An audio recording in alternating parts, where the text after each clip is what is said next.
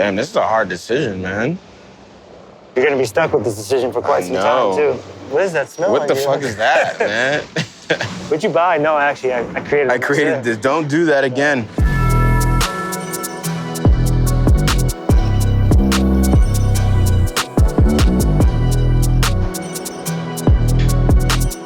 Mario. What's up, Chef? How you doing? What up?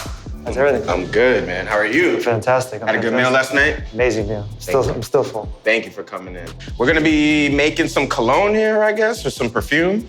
You ever done this before? Never. We got somebody to help us out, though. Yes, Hi, how are you? welcome in. So the first step in the process is to actually smell through this wall here. These are our 9 core scents. And there's also 3 seasonal scents on the wall over there. Those are also customizable. I'll give you like 10, 15 minutes to pick your favorite, and then I'll come back. So we kind of have similar trajectories, right? Like New Yorkers, born and raised, CIA, Colony of America. How's your time at the CIA? It was amazing. When did you graduate? A long time ago. It was like horse and wagon up there when I went there. Yeah, all right. I'm a hold. I had Francesco Tonelli as my Caterina chef. Yeah, that was like my worst grade at CIA, was Italian class. It's kind of funny. That's hilarious. Any classes that you were really bad at, were you there? Or like just didn't apply yourself at all? I was really a rock star when I was there. Superstar. Yeah. Look at you. I would say the only class... No, I was pretty good at all of them, honestly. For me, it was like basketball camp, but for chefs. Like, you know, there's the first time I was around everybody that was interested in food, and we were able to like feed off each other a lot. I was pretty bad in school my whole life. Pretty much up same, until I got to culinary school. How's it going over here? Good. Picked favorites yet? I'm gonna go with Cam. That's my guy. I'm going with Reed. If you want to follow me over to the bar, you're gonna have a seat on the corner there. Okay, cool.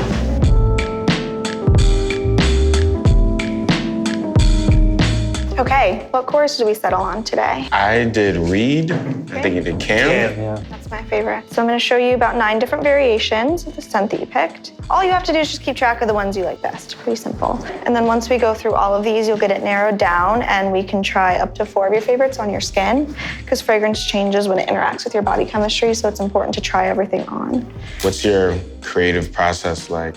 For me, I think it's really important that I have a very, very tight story that I tell the team. This is what this restaurant or this idea is. From there, all decisions become a lot easier. You know, like, does that fit in our story?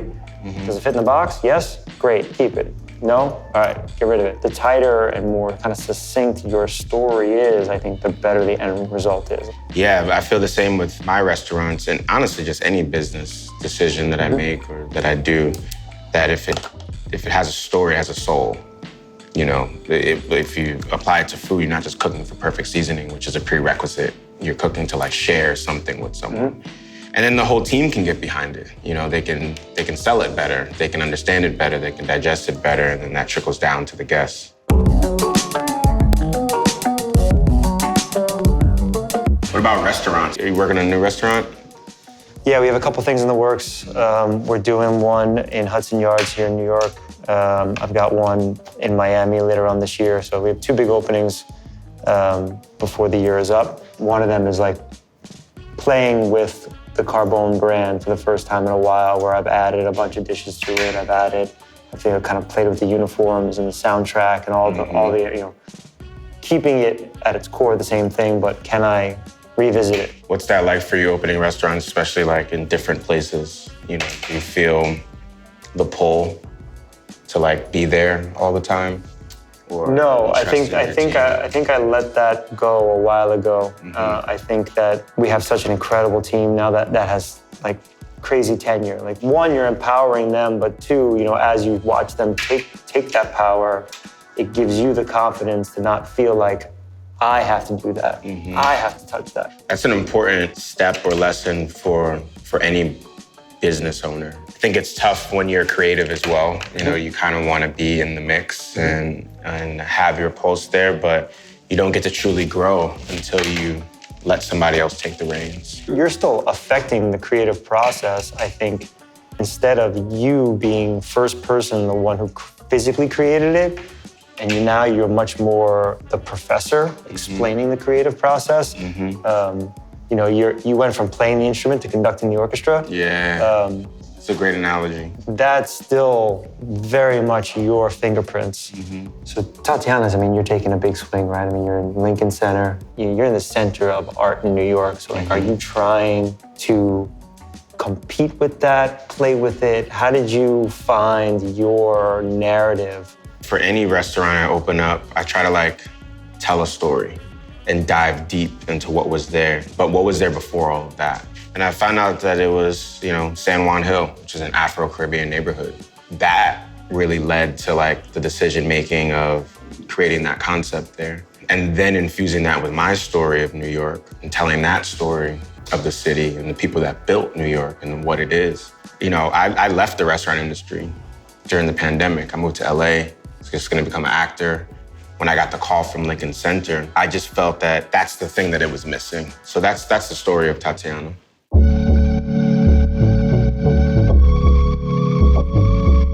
I think I smell something cooking up over here. Yes, it's all ready to go. I tried to kind of make these fairly different between the two of y'all, but there are three that you have in common, meaning that you have different bases, but it's the same added note on top. So I'll do those together first. First one's one of my favorite notes. This is sea salt and driftwood. It's a very mineral feel to it, kind of coastal, clean, fresh. I like this. It'd be Can nice. you try to guess what they are? If you're up for the challenge, you're welcome to. Let's do it. I feel like you'll know what this one is. Some herb? Like rosemary or something? That's basil, huh? That's basil. It's so interesting how it gets distilled down to that. Different bases, but same added note. So you have reed and you have cam. It's lavender? Wow. Vanilla. And then this is one of my favorite versions of cam because it's great for fall, winter. This is milky vanilla, cardamom, and tobacco leaf. That's beautiful. Kind of more sexy, sophisticated, rich. And then the last one for you, this is smoky mate tea and verbena. Verbena is similar to like a lemongrass, so it's that citrus, a little bit more aromatic, and then you definitely pick up the smoke on the dry down. Last one for you, this is cedarwood and incense. Cedarwood is going to give cam a little bit more depth, kind of ground the scent. The incense adds some warmth. So the final, almost final step is to do the skin test. So we'll start over here. Don't rub this in. So right if it moves around, just kind of let it do its thing. Don't smell it right away either. It's okay if it moves, don't worry about it. I know it feels kind of weird. There you go. Then once we go through all of these, you'll smell through them outside so you can get some fresh air because I know it's kind of long here, and you'll pick your favorite. And then once you have your favorite, you'll come back and let me know which one you like best. All right. Okay, you're all good. set. Damn, this is a hard decision, man. You're gonna be stuck with this decision for quite some know. time too. You're gonna stare at that bottle in the bathroom and you'll be like, I messed up. I'd be like, I did this to myself. Spent 2 hours. You go walk like, what is that smell? What the fuck is that, man? What'd you buy? No, actually, I created it. I created this. Don't do that again. Just a couple guys making cologne. Nothing to see here. We're criticizing ourselves a lot right now. We are being our own worst critics. Yeah. How do you deal with criticism in the restaurant industry? Do you give a fuck about it? Yeah, I do. I mean, I think it's important. I think it's important that the team and ourselves go through, you know, the different sources where you might get criticism. Social media, the internet, you know, like Rich has even got a suggestion box at Terezi. Like he's got a legit suggestion, old school suggestion box. You can put a piece of paper and write something in it. I think it's important. I think there may only be 10% of the criticism that has validity. That's not like on some jealousy stuff or on some like your own agenda. Like, but there might be 10% of the notes there that you're like, you know, those are smart. That's a smart note. Like that's right. We should fix that. When I started, it was before social media. Like that didn't exist. Like we were just cooking for, you know, whatever journalist might come in. But like that's it. That's the extent of it. Yeah. Now, everyone has that power, right? Everyone can write a review. Exactly. Everyone has an audience. Some audiences are huge. Some of these, you know, social media people. So I mean, like that. I think for me, that's what I tell the team. I don't know how you deal with it, but yeah, I I think people get lost in the sauce of criticism because it's such an endless bucket of suggestions that you have to look in the mirror sometimes and critique your own self and understand what you can fix and what you can't, or what is a working, fixable problem, and what is something that you can fix, right there on the spot. So for criticism in general, good, I think it's all noise, good and bad. And you choose to accept that as your motivation. Have you ever had to pivot, or have you gotten bad criticism and made substantial changes from that? Definitely gotten, bad criticism along the way. I think, especially when we were young and we were still finding our rhythm and our voice.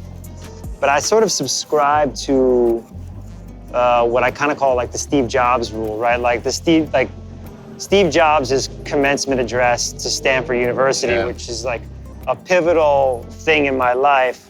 What he says in that speech is that you don't get the opportunity to really know going forward what the outcome's gonna be. You can look backwards and make sense of how you are here today, and that path might be super windy, but it's gonna make sense to you when you look backwards. But going forward, all you can do is sort of take your best chance, put your heart in the right place, and go forward with real, with a real sense of pride and enthusiasm and purpose. And if you do that, once you look back, the things that you thought were mistakes, the things that you thought were failures, successes, whatever, they'll make sense as how you got here.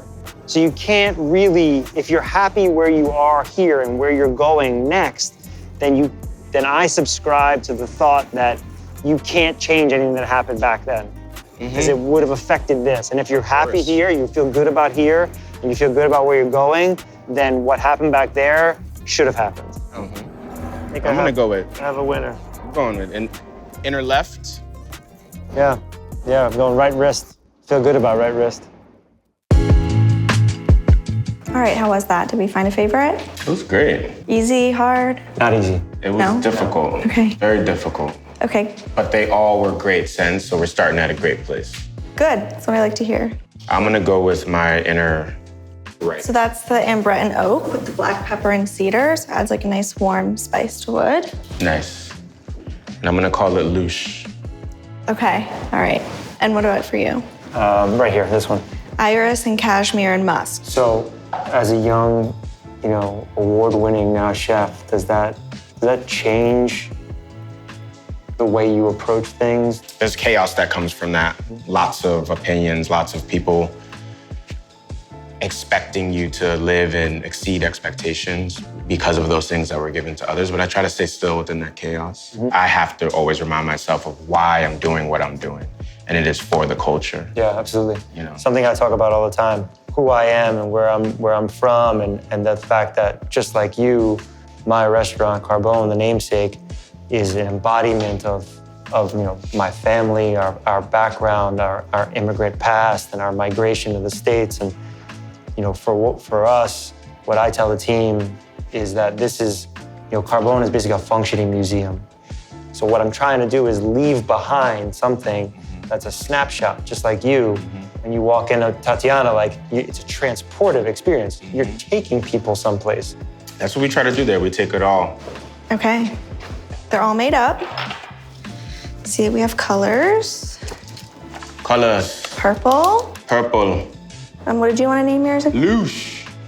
What does that word mean? It means like fly, dope. It's like a slang word in Europe. Louche. And then green? Matches? Green, yes. Toscana. Toscana. What's that?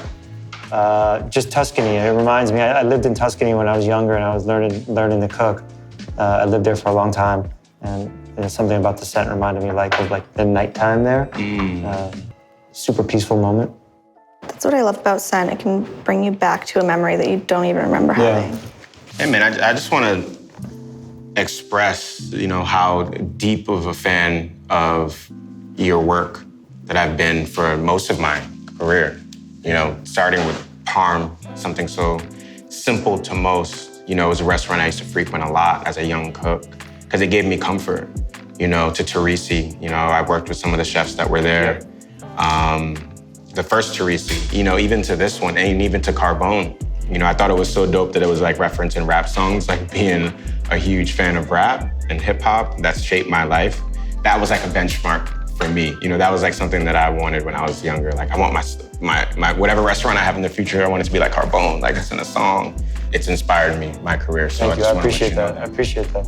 It was definitely Rich, that my partner Rich and our friend who put me on to you and was like, yo, you need to know about this guy because he cooks like we used to cook. Like he cooks like he comes from the same place. He has the same things to say, you gotta go try this. He was the one who's like daily was like calling me about you, you know, and it's like, we're a few years older than you, so it's really beautiful when we see somebody who is also this sort of born and raised New Yorker who has all of this, you know, life history that he's bringing to the table, but just like we were just talking about, like is amplifying like this place that we're from in your way, cooking very, like I would categorize as very bold and brash and like unapologetic cooking, which is just beautiful because this business is so difficult and so risky that to have the guts to be unapologetic about the way you build your craft makes it just that much harder and riskier.